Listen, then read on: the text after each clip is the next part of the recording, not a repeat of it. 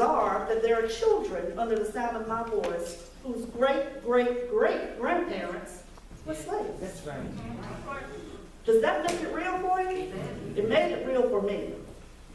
So wake up, my first wake up is to young people, because slavery really wasn't that long ago. Now, just as the slaves woke up and stopped just dreaming of a better day, we have a duty to do the same. All right. Wake up and stop dreaming.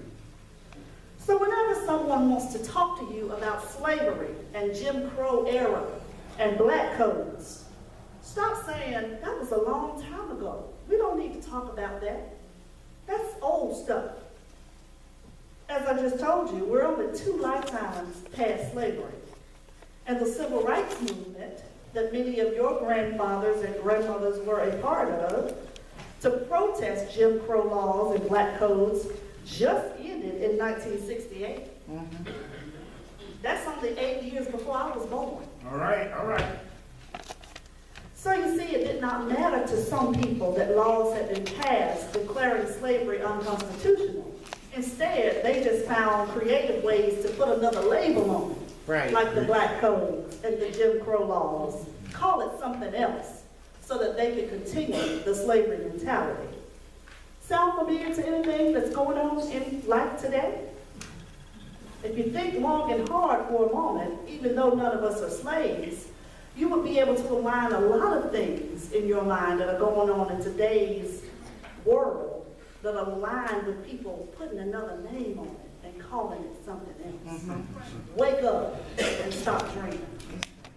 As a matter of fact, some would even argue that in the area of public education, that we have done a complete 360-degree turn from segregation to forced desegregation and right back to segregation. Mm-hmm. All right. Some of my Halifax County civil rights activists would even argue that our school systems there never desegregated, and that they remain segregated even today with their 3 racially unbalanced school systems. Wake up and stop dreaming.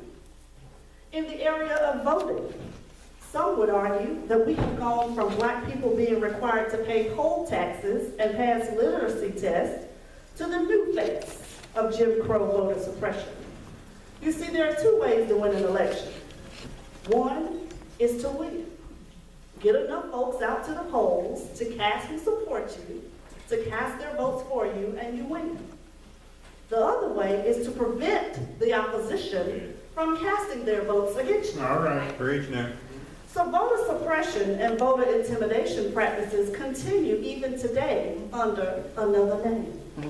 We have legislatures requiring photo IDs, limiting early voting periods, forcing voters to cast provisional ballots, miseducating people about when and how they can vote, whether they're felons or misdemeanors, or whether they've served their time, and telling them you never can vote again if you've ever been convicted of anything.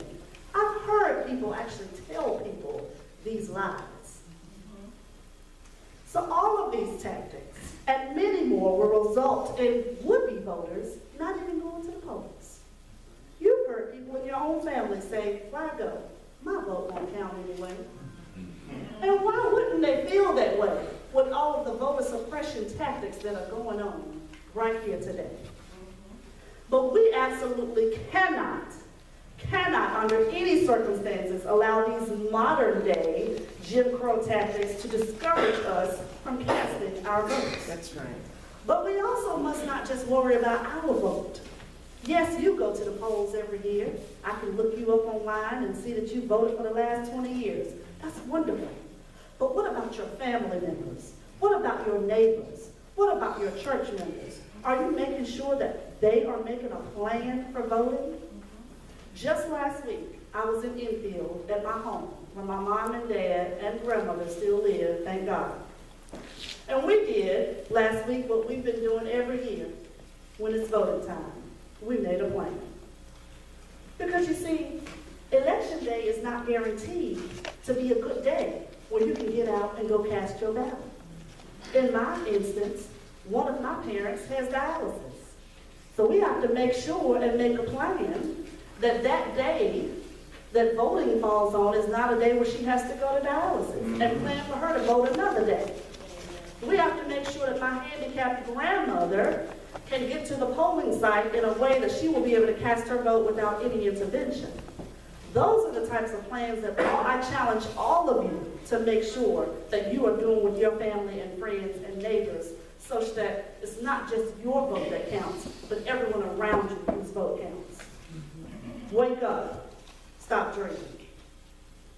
Whenever someone wants to discuss the civil rights movement with you, don't say, we don't have to worry about those issues now, because there are no more white and colored restrooms. We're free to eat anywhere we want to as long as we can afford it. Amen. That's true. However, some would argue that the Greensboro Four, you know who I'm talking about? Yeah. The 4 North Carolina A&T students who went down to the Woolworth counter in 1960 and staged a sit-in movement that spanned across the country. Some would argue that they would not be pleased with the way black people are handling some of the issues of today. For example, how many of you heard about the CIAA black tax, as they call it, that they're imposing upon historically black people who are attending the CIAA basketball tournament? And what are we doing? Some would argue continuing to allow them to do that by patronizing those restaurants and those businesses. So we have to make sure that when we read about the Greensboro Four, and we realize that they diligently continued their sit-in movement for over 5 months. They went back to that counter every single day, asked to be served. They were refused to be served, but they still held their feet to the fire and stayed there. They were there for a purpose, a greater purpose than themselves, which finally the owners, if you've read your history, gave up and allowed the first black people to sit there after 5 months of the sit-in movement because they had lost over $1 million in sales from the city. We have to make sure that we are fighting. We can't fight everything, but we have to make sure that we are fighting for those civil rights issues of the day, which we still have some that are worth fighting. Again, wake up and stop dreaming. And at this point in my speech, I want to make sure that I got my sheriff on my team. And I want to make sure that you know I'm wearing blue, because I am pro-police all day. I was a prosecutor, and I'm a judge. I love police. But listen carefully to what I have to say on this point. Whenever someone shouts, Black Lives Matter, stop responding by saying all lives matter. Yes, all lives matter. I agree with you. But you are saying an affront to those people who are putting their lives on the line, just like the civil rights movement, people were putting their lives on the line when they were fighting against injustices. You have to think about, why was the Black Lives Matter movement even created? It wasn't created because police officers were being killed. It wasn't created because little white boys or Asian boys were being killed. The only reason we even have Black Lives Matter is because a disproportionate amount of African American boys were being killed, arguably unnecessarily. Notice, I did not say movement against police. There's a difference. This is a movement against police brutality. Trust me, you can be anti-police brutality and pro-police at the same time. I do it every day. That's part of my job. I hear cases. When the police do their job, which 99% of the time in our district, you should be proud, they do. And I find their cases guilty. All right. But when there are some instances where procedures are not followed, constitutional violations are present, I cannot, in good conscience, find those cases guilty. And I don't. So you have to make sure that you are not being allowed to come into this narrative that the media is trying to sell us, and that is just because we say Black Lives Matter, that somehow we are anti-police. That is not the truth. Wake up and stop dreaming. Amen. On that point too, I want you to know that we are extremely fortunate to have local police officers, some of which are in here today, who are of the community and who are about the community. We have local agencies here who are the forerunners of community policing standards. They have football camps with young people. They have police and pastors programs in our communities. So they know the caliber and the culture of the people in our community. Those aren't the officers we're worried about. Those aren't the officers that the Black Lives Matter movement are talking about. But when we travel outside of our local area, everyone is not as fortunate to have conscious and awake police officers as we have. So we have to set our children up for success. Because our children will not be right here under our wings for the rest of their lives. They will travel outside of this area. And we have to make sure that they are awake and know the reality of what it's like in some of these other districts when it comes to law enforcement. We have to teach them how to survive a law enforcement encounter. We don't just send them out like in the blind and allow them to be killed or hurt. And perhaps, I should say, the TV show Blackish. Any of you watch that show?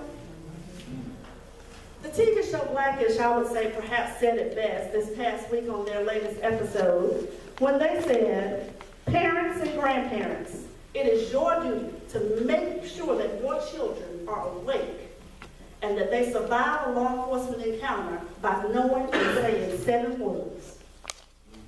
Yes, sir. No, sir. Thank you, sir. 7 words.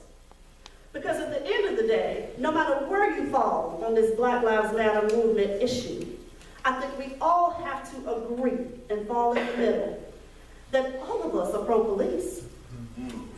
Where would we be without police?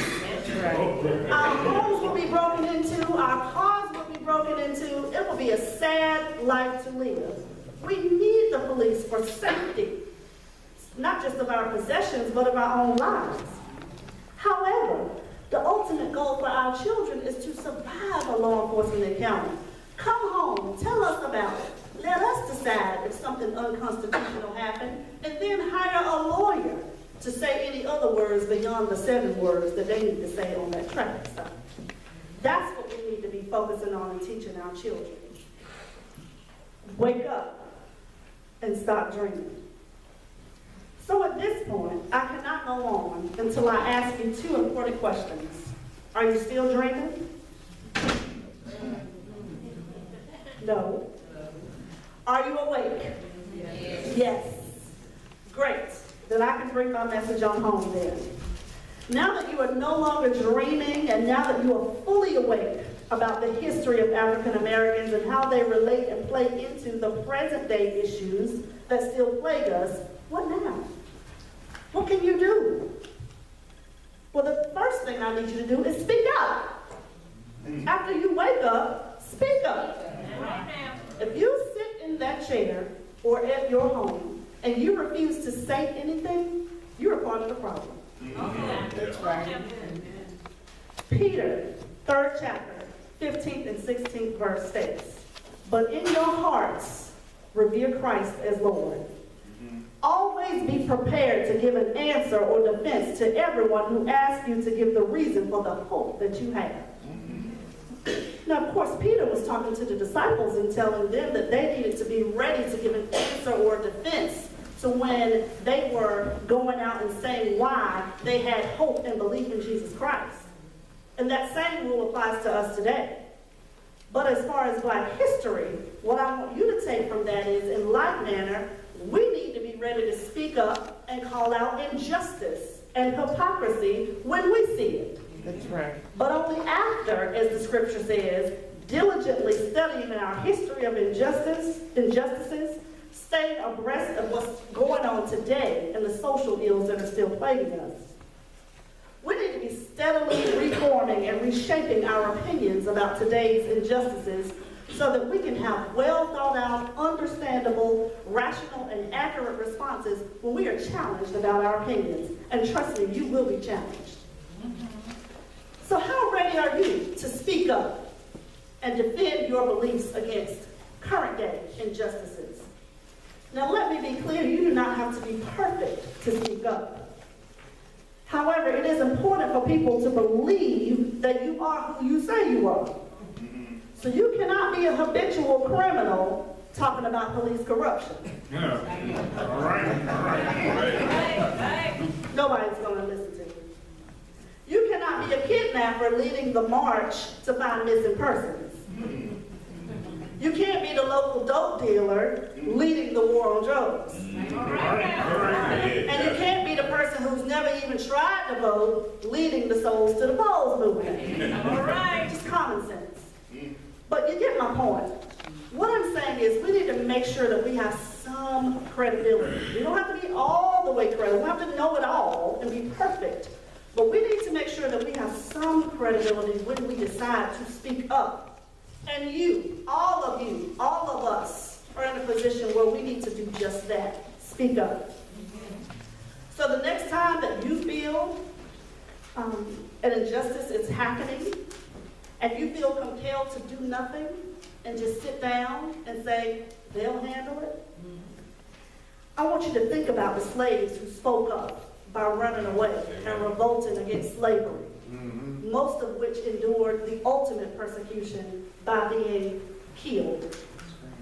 I want you to think about the civil rights activists who spoke up by practicing for months on how to carry out sit-in movements and take assaults to the head, and who endured, some of them, not the ultimate persecution, but some of them died as well, but some of them were definitely injured. When I am reminded of those brave souls who spoke up during a time when it was definitely unpopular to raise your voice, that renews my hope and being able to find creative ways to use my own voice to fight against today's injustices. So now that you are awake, you're speaking up, let's move to stand up. How is that different from speaking up? I'm glad you asked. Galatians 6 chapter 9 through 10th verse says, let us not be weary in doing good. For at the proper time, not when we want it, but at the proper time, we will reap a harvest if we do not give up. Therefore, as we have opportunity, let us do good. Now, some of us were created to speak up. Tony Burnett, my good friend right here, and others. I just called his name. But some of us were created to speak up and speak out. We just have that gift of gab. All right. And I'm so happy that we have those who are in those positions to be able to speak up. We need you. We need NAACP presidents and leaders to go out and say what we're thinking, but we just can't say for one reason or another. But we also need people who are not just going to speak up, but are going to stand up. Because see, some of us can't say what we want to say, me included. I'm saying more today than I've ever said, and I might need your escort off this premises, Sheriff.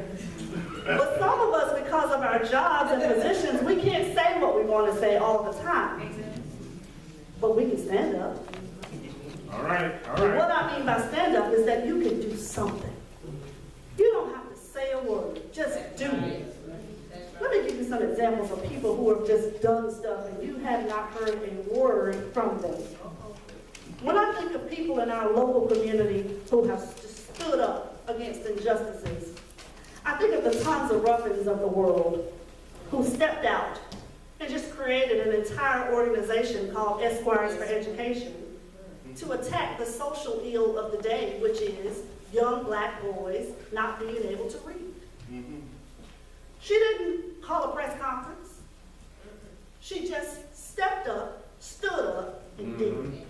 All right. When I think of people, other people who stepped up, stood up, and just did something to combat injustices, I think of the people who established the Rich Square Creasy Training and Community Center, where hungry people are fed, children are taught, and senior citizens are able to remain engaged in their community. Those are the types of things we need in order to sustain our people. I think of the Brenda Branches of the world. Y'all know Brenda Branch, Chief Judge, who created the teen court that I preside over regularly to urge law enforcement officers not to carry our children straight to court, but to bring them into another diversion type court so as to save them from getting criminal records. All right. She didn't have a press conference. Most of you probably didn't know about it until Sheriff said it today. She just did it. Those are the types of people we need as well. We need people to speak up and people to stand up.